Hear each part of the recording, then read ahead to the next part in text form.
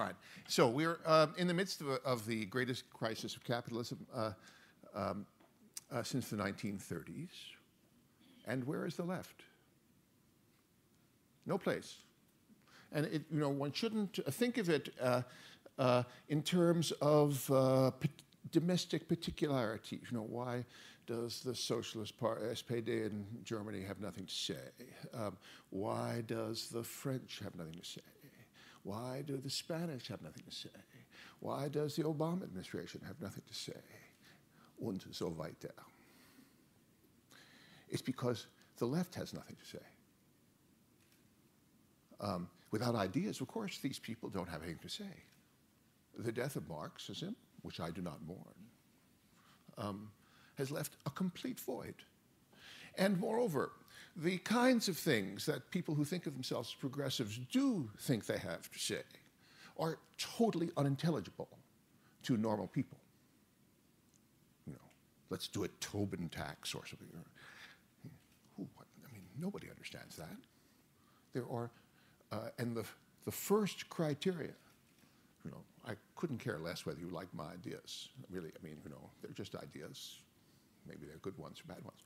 But the first criteria for your ideas is that human beings can understand them. Because without general intelligibility, the idea, which is at the core of progressivism, that people can take charge of their own lives through politics, is empty. It's necessary. I'd hate to sound, I treasure all of these reviews that I've received. I've gotten many, many negative reviews over the years, I should tell you. But one of them that I treasure most is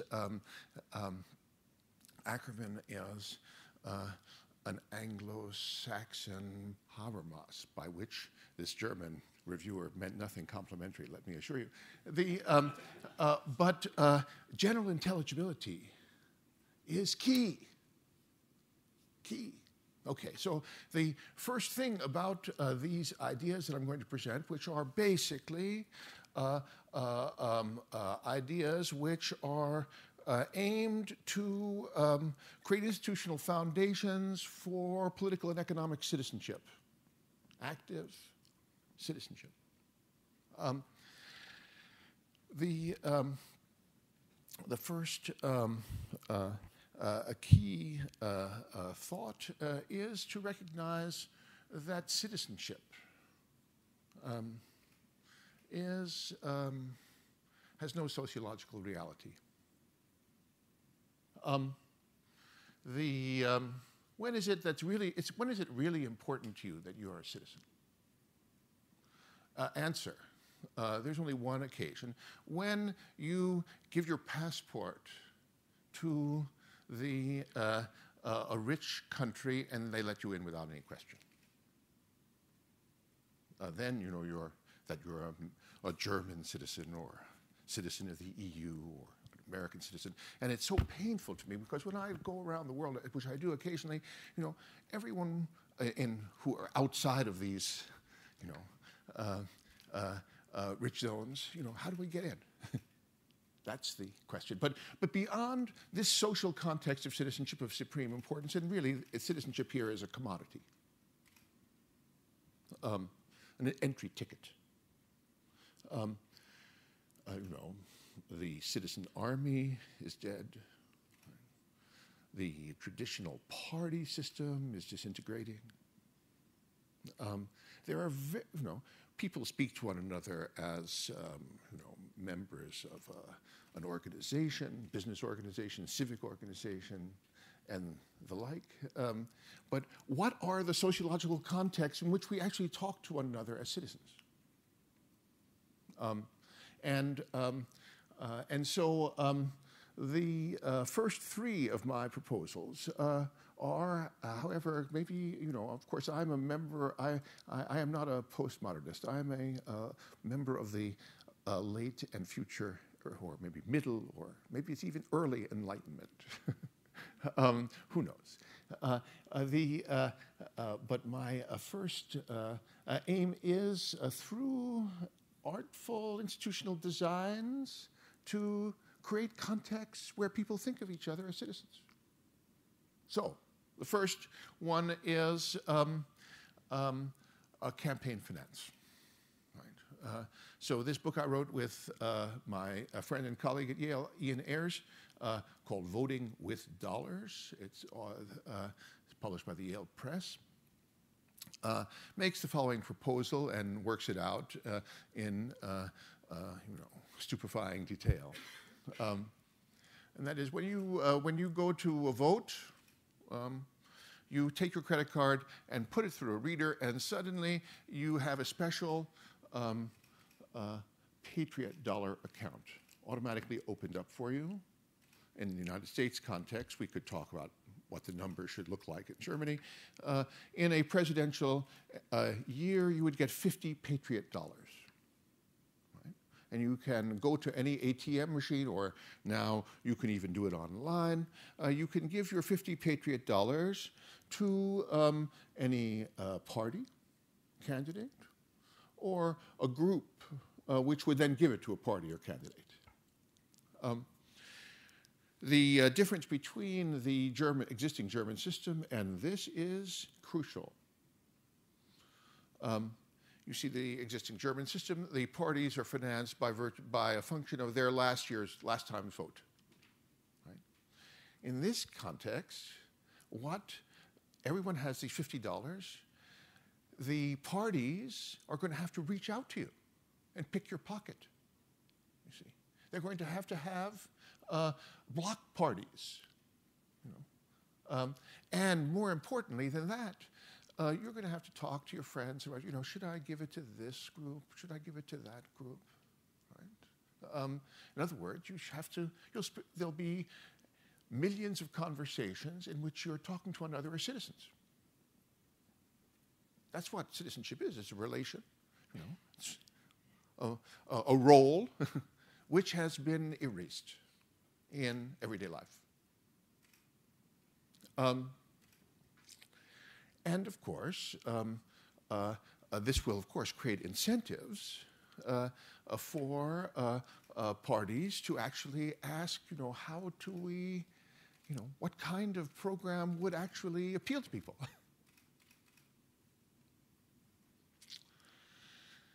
The second idea comes in, you see, because of course you can say, and it's true, just with this, we can, just with Patriot dollars, I should say, by the way,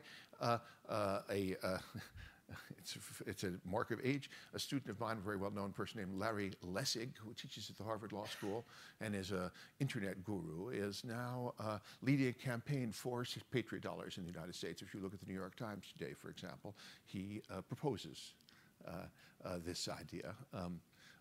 Great. But you say, okay, well, what will Patriot dollars do? Well, as I said, it would generate a lot of conversation. That's really important. But we have this problem of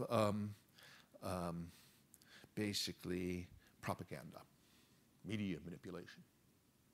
So what would this do? It will lead to the specter of populismus. Right? Suddenly, everybody has these $50, right? And then the SPD will choose this hot-button issue and have a four-word, thing. In fact, it is really fascinating. A student of mine recently, I'm encouraging her to publish this article, did a social science thing. It happened to be in Germany, on the average number of words on a SPD plakat of 1921 or something like that. Right? 300 is the number. Here, the average literacy is 4 years of formal education, 300 words, critique of the Gotha program or whatever,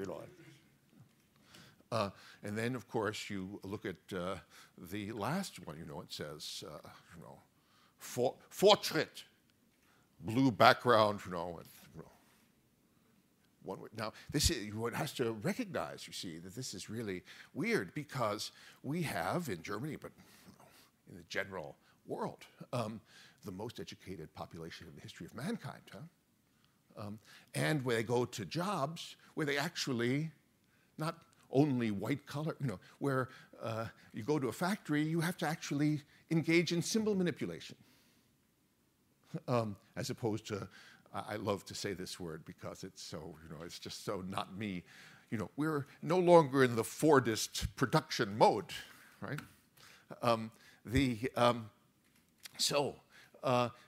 So everyone's a symbol user at work. They're very highly educated, and then they go into an irrational political space, much more irrational than it was 50 years ago, really. So you say, well, if you just give out this $50 business, or whatever it would be in euros, you are going to simply create, thank you very much, you're just going to create more incentives for irrationality. So here's the second idea that I've worked out for over the last eons with my friend Jim Fishkin. And this is a book called Deliberation Day, which was also published by the Yale Press in 2004. What Fishkin and I, but really it's Fishkin, I kibitz. He's one of the great intellectual entrepreneurs of the present moment. What he does is, and he's done it 75 times, really more, it depends on how you count an occasion. He does something called deliberative polling. Now, let's take a case. 1995 in Great Britain. We did a deliberative poll on whether the English should get closer to the European Union or further away. So you had a yes side and a no side, and this is Fishkin. So he gets Tony Blair to be on the yes side, no side, some leading Tory and the like. But before that, and we take a random sample of, let's say, in this case, 350 people, stratified by region, gender, income. And these are expensive. And we send people to each and every one of the selectees' houses. And we expose them to a 2-hour questionnaire. What do you know about this? And then what's your bottom line judgments? Right? Then we bring them all, in this case, to Manchester. And we have a deliberative exercise where, before they get there, they get a briefing book compiled by both sides. More recently, a movie of 60 minutes that they watch ahead of time. Then there's an introductory debate. Then they go into groups of 15 and they talk for an hour about what the debaters missed. Not what's the truth, but what more questions to be asked. Then they go back and they vote on which questions are the most important, and the people from different groups ask the debaters the questions. Then they have lunch. They go through it again. At the end, we give them the same questionnaire: how much they learn, how much do they change their mind. Now, in fact, they don't change their deep values. What they do is they actually understand what the problem is. Much better. So the knowledge gain, generally speaking, this is sort of like Pareto's law, really. It's independent of the country, with one exception that I'll mention in a second. 10% of the population, be it Bulgaria, the United States, Australia.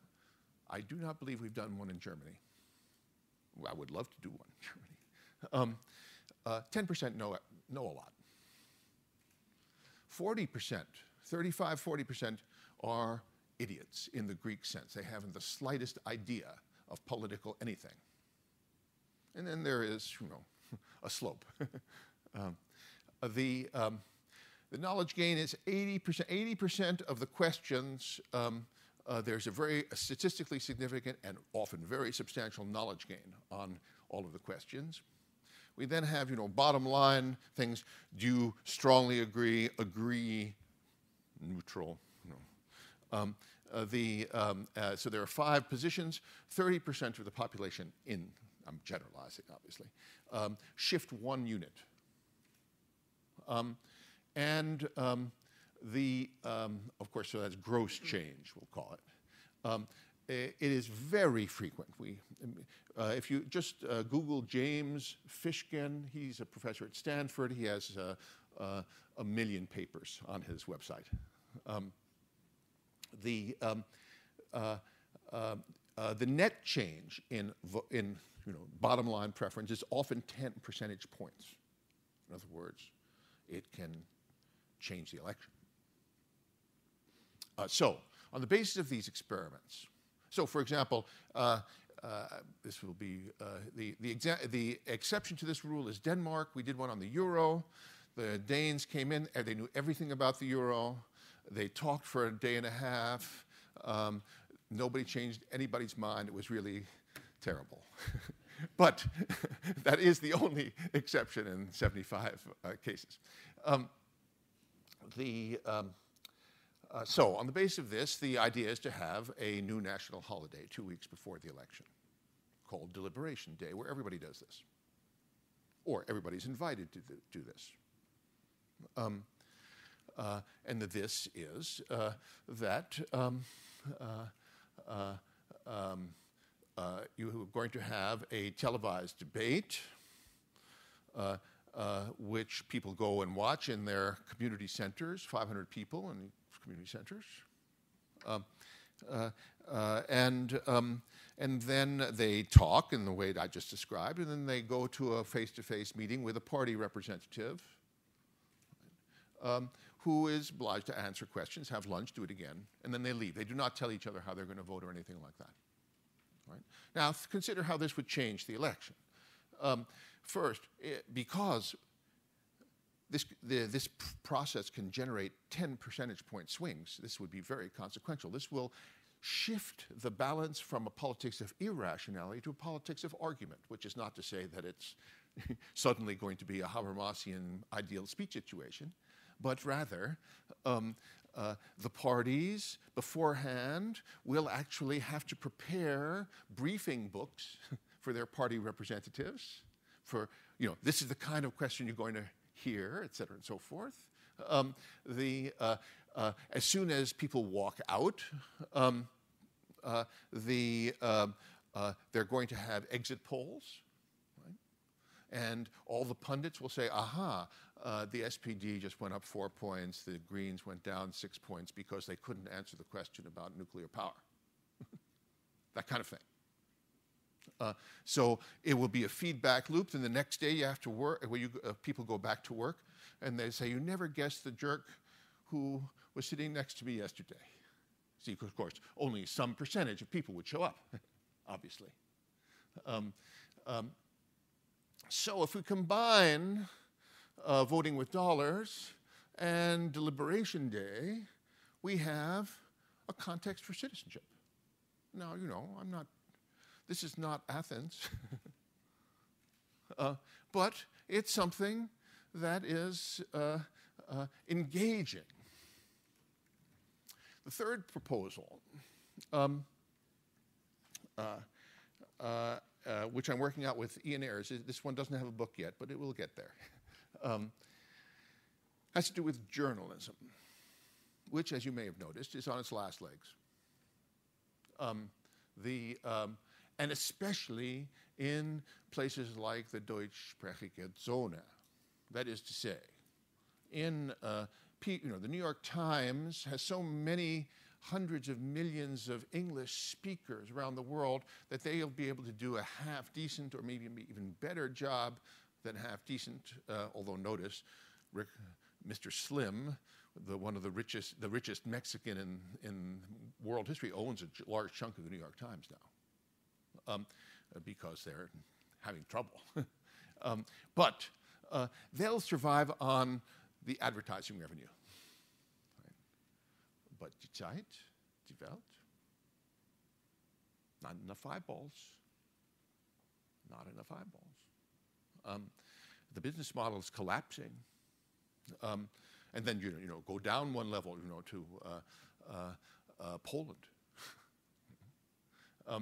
go down one level, in number of eyeballs. So the business model is collapsing. Now, this is a foundation of liberal, and by liberal republicanism, that's what I am. I'm a liberal Republican. This is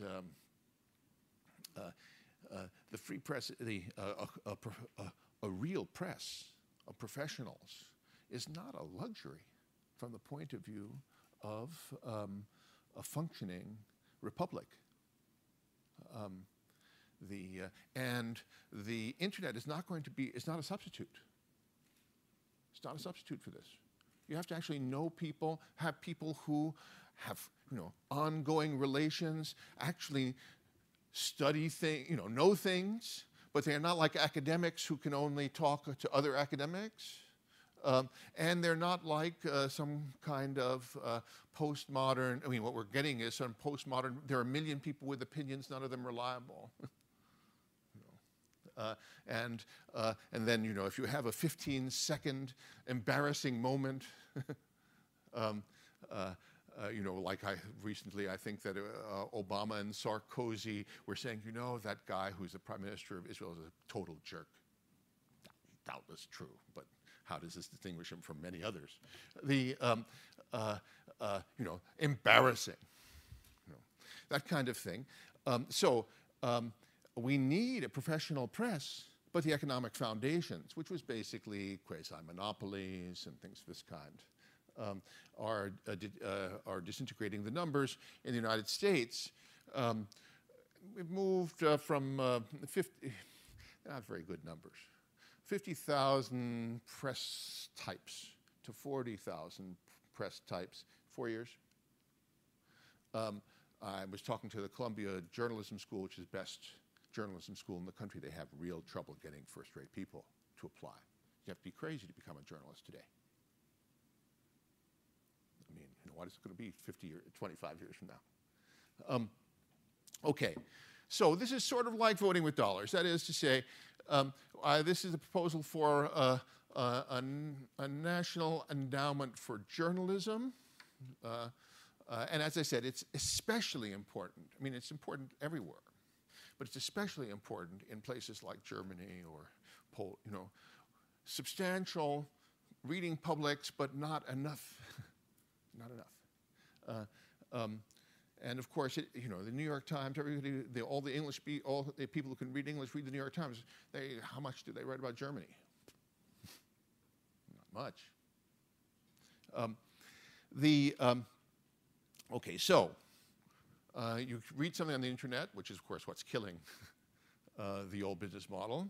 At the end of it, there is a line.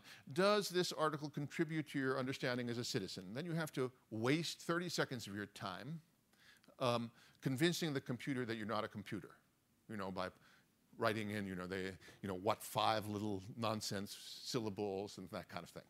But it's a waste of your time. That's important because you're not, and then you say, yes, it does, when you think so, okay?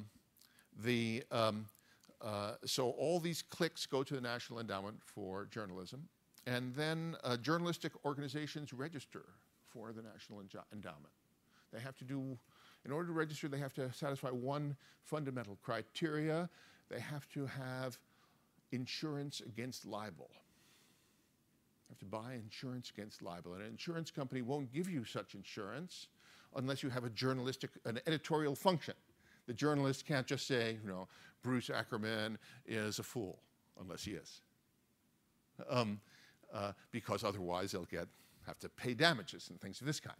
So the insurance company won't give you insurance unless you have a credible editorial function, and then you register and you get paid by the click. See? And so we have both in voting with dollars and in the National Endowment of Journalism, what we have is using markets for citizenship. Not so crazy an idea. or at least I hope not. Because you see, not if journalism collapses, when journalism collapses, the BBC model, the Deutsche Rundfunk 1, whatever it is, model, is perfectly fine as a complement to an independent press. But it's obviously insufficient. It's obviously wrong to have a government-operated media being the only media. However you design it.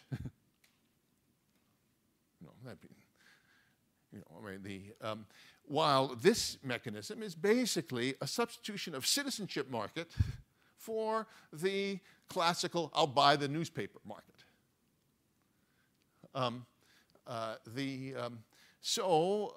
These three, putting them together, and we can think of others, I have no doubt, you see. My aim here is to use all the kinds of things you learned at the Hertie School, the Kennedy School, et cetera, and so forth. I'm not against them. I love them.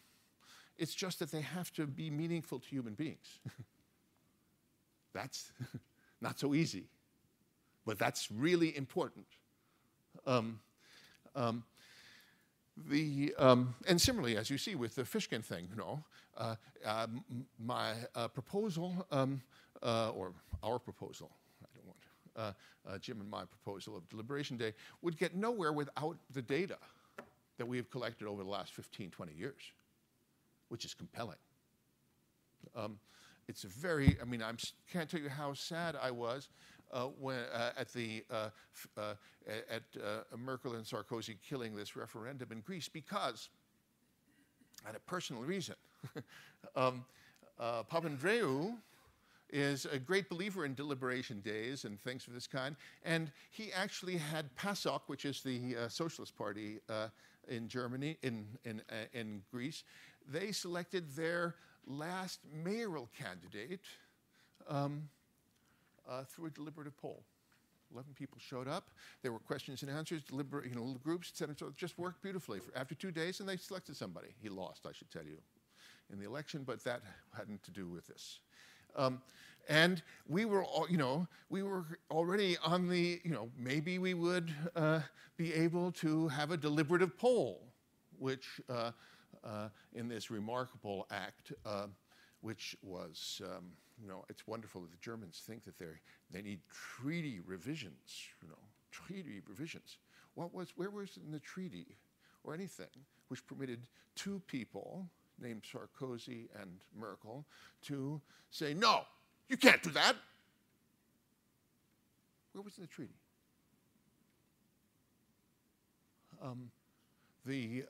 Nowhere, I assure you.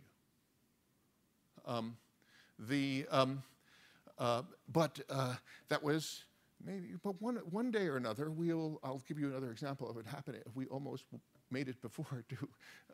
But one day or another, we will have a Deliberation Day. So these three are of the form of creating everyday acts of citizenship. When you spend 30 seconds to say, yeah, that's a good article. That's an act of citizenship, et cetera and so forth. Okay.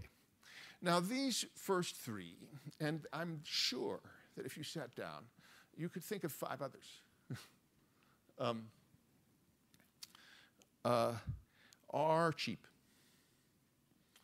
So, voting with dollars, 140 million American voters. If every voter also, before he voted, voted with his dollars, patriot dollars, that would be $7 billion. The amount of money spent on the last American presidential and congressional elections in 2008 was $4.5 billion. You say that's a lot, but actually the Ford Motor Company or the General Motors each year, it's only once every 4 years, each year spends $10 billion on advertising. It is actually not the case that we spend a lot of money in politics, the distribution of money. That's, of course, the problem. Deliberation Day, $2 billion for a deliberation day. We'll talk about the United States. Those are the only places that we really haven't. There are sort of crazy Benthamite appendices at the end of each book where we try to do the dollars and cents. The $2 billion. Now, the real cost of Deliberation Day is a new holiday. So you take, the Germans have a lot of pointless holidays. Just take one of them, move it around 2 weeks before the election. In the United States, I say, well, we have President's Day. Oh, what a riot, President's Day today is for President Lincoln and President Washington. It's all for going to shopping malls and buying things and sales. So we take that one, and I can tell you, I've talked to George Washington and Abraham Lincoln. They think this is a great idea for their holiday. Yeah. So that's the one day lost work. That's money. But we have a lot of holidays that we can do it with that. The real policy question, which I'm in favor of, should you pay people to come to Deliberation Day? See, in the United States, for example, we have the institution of a jury. When a juror comes and spends a week or two convicting someone or acquitting him, he gets paid.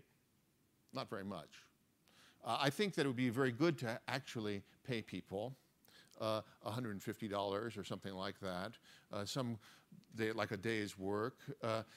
And also, of course, you'd have to have family things for the kids. Because that would lead a lot of relatively apathetic, passive people to come. So you don't only get the screamers.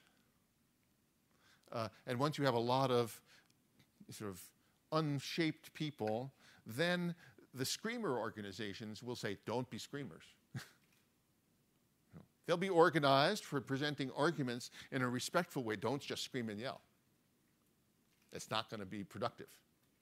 So, but there are lots of policy design questions. I'd be more than happy to, if you were interested in them. And the National Endowment for Journalism,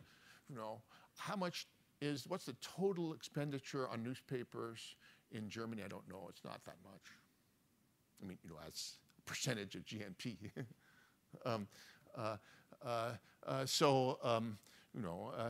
Would it, in the United States, if we had $1 billion a year for a National Endowment of Journalism, that would be a huge difference.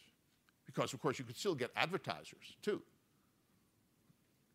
And the costs of distribution are limited. So it's strategic. And as I want to emphasize, in Europe, it's much more important to maintain the National Endowment of Journalism is much more important. That's really why I came, because we haven't developed it enough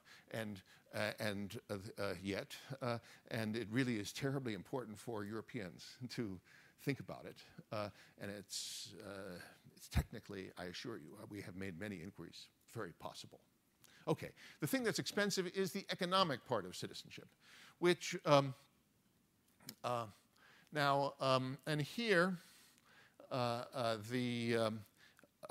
our central proposal, again, you see basically I'm a lucky guy, and they don't ask me what I know. They never asked me whether I knew anything. And the Yale Law School and Yale University is a great place because there are a lot of people who know things. So I collaborate with people. So I'm this one, which is called the Stakeholder Society, which is, I think, is translated into German, actually, in campus. Here, Anne Allstott, who's a professor at Yale Law School and great expert on sort of public finance.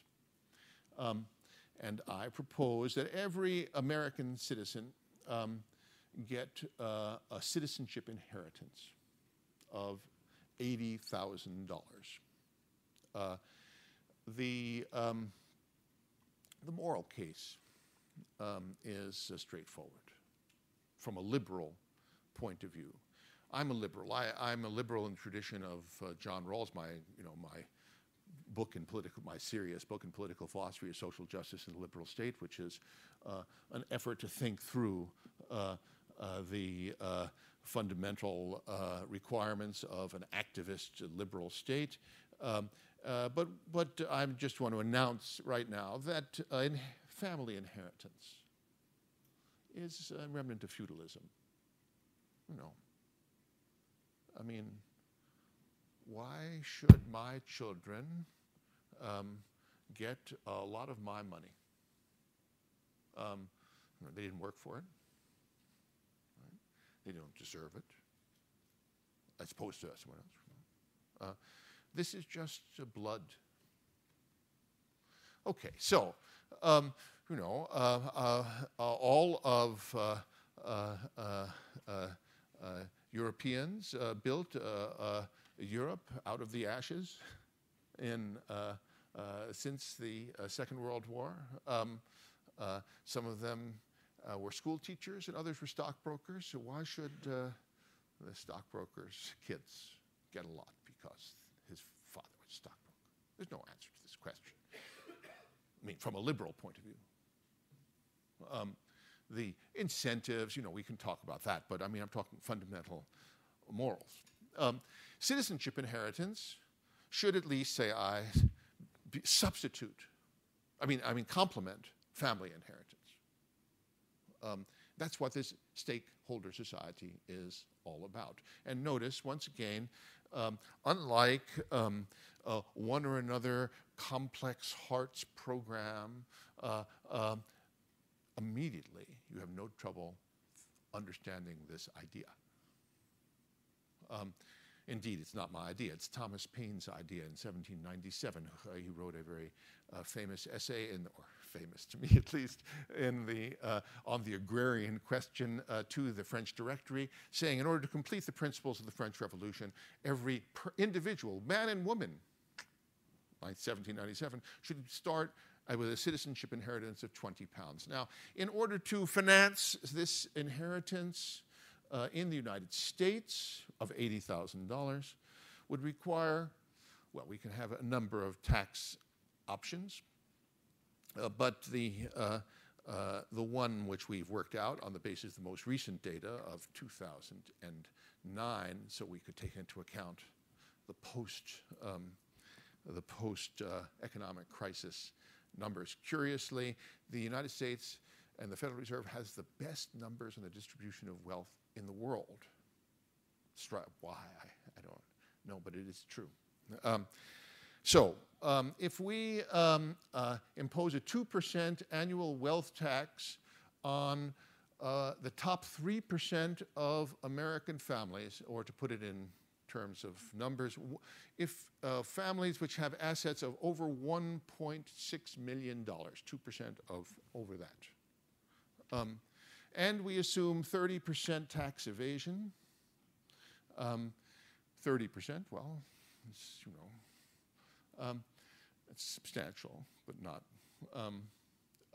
We can fund an $80,000 citizen inheritance for 3.8 million Americans who become young adults every year. Obviously, this is, once again, an empirical question. The distribution of wealth in the United States is more unequal than in Europe, but it is a very serious problem, and it's gotten much more unequal over the last 30 years. So the top 1% of Americans own 35% of the wealth on the basis of the Federal Reserve numbers as of 2008. The top 1/10 of 1%, the top 1% of, the top 1/10 of 1%, we don't have wealth numbers, but it will give you a sense of how much concentration of wealth there has gone on since 1979. And these numbers we owe to two outstanding economists, Piketty and Sayers.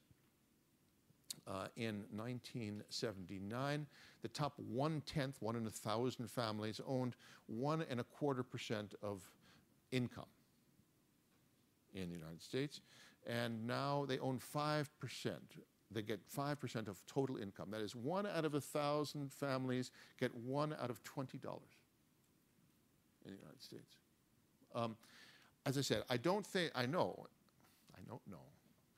but I'm very confident that it isn't as bad in Germany. But of course, for all the upstandingness and ostentation of how terrible these Greeks are, the amount of German money in Luxembourg and in Antigua is incredible. So we really don't know how much tax evasion at the top there is. But in principle, you see, in Grunde genommen, this is a easy problem if you had the political will. 1/10 of 1%, 1%.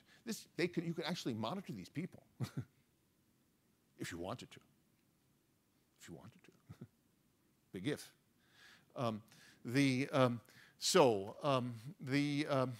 I should emphasize that in addition to the liberal point, you see, I'm a liberal individualist, and people should start with not an equal starting point, but with a chunk of money. I want to add 2 other points. One is how the institution of private inheritance has evolved because of the fact that people die at the age of 90 these days, or 85, rather than in the good old days when they died at 55. When people died at 55, the top 10 or 15% of the population, which had money of some sort, gave it to the kids who were 30. Now, inheritance is an institution in which 85-year-olds give money to 60-year-olds. Not the same thing. We should consider this in terms of the economic crisis. That is to say, the economic crisis is a crisis of the young. In the United States, our unemployment numbers, of course, are misleading. But the unemployment at the present time is 9%. We don't count partially employed people who want to be fully employed. We don't count, and people when they get demoralized and they're not looking for work anymore, they're not unemployed anymore. So when I tell you that the average unemployment rate in the last year was 9.6%, you should keep those 2 factors in mind. But between the ages of 20 and 24, the average unemployment rate was 15.5%. When we look at Spain or Germany, when we look at Europe, it's much worse. The unemployment rates for the young are much worse. So what the Stakeholder Society would do is to give people at the crucial point as they're trying to explore their lives and shape them a sense of a modest economic autonomy as citizens. Now, of course, it will be a fascinating question. In Europe, I wrote an essay a couple of years ago on this. In Germany, how much of your stake should be a function of your German citizenship and how much of your European citizenship? Because, as I said, at the foundation, the moral case is that really the modern Europe was created in the aftermath of the Second World War by Europeans, not only by Germans or by Frenchmen and so forth. So, but this is a design question. To put it in a slightly abstract way before I conclude, let's think of the social policy and its relationship to someone we can call the autobiography of every man. At the present time, every man is born and is socialized by his parents in the schools. That's stage 1. Stage 2, he then enters the labor force. And then stage 3, he retires. 3 parts. I want to have a 4-part, and that's why, you see, if you're 30 years old and you're still a student, you're an old student. They're still throwing money at you. Right? If you're 17-year-old and you leave school, then you are a worker, young worker. Now, when you're a student, when you're a worker, we give you safety nets. More safety nets in Europe than in America, but still safety nets. Right? And then you get cash, and when you go and become a retired person, and we give you, sort of citizen education at early. Right?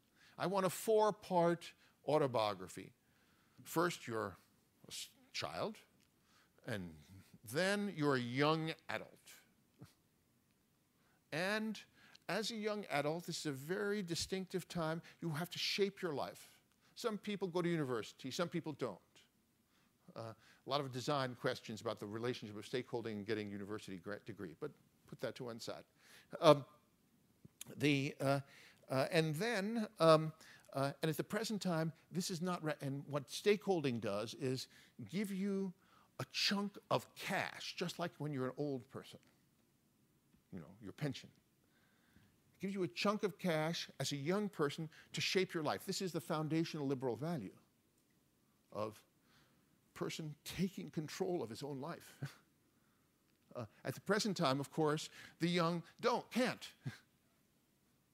Except, of course, if they're really good university students. And then you're a worker, and you do whatever you want to do for the worker, right? Various kinds of safety nets. And then so that's the key feature, as it were, of the program, that the autobiography that we have is not. It should have 4 parts. I don't like 15 parts. It should have 4 parts rather than 3 parts. Okay, so in sum,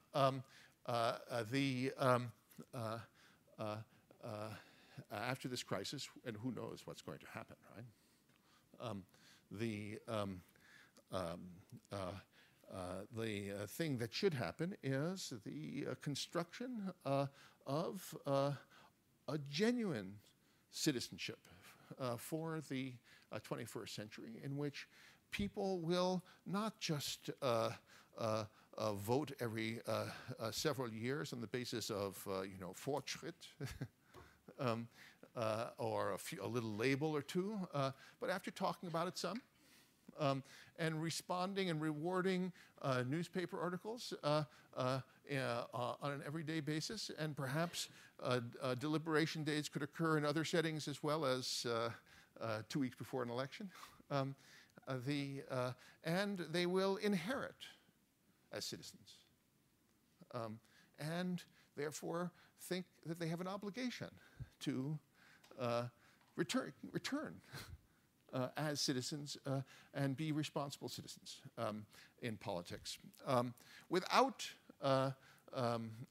embracing Athens, people have lots of things to do with their lives that don't have to do with citizenship. But nonetheless, giving the kind of reality that I think that the educated citizenry of the West could actually give. It's not a utopian dream. This could actually happen. Thank you very much.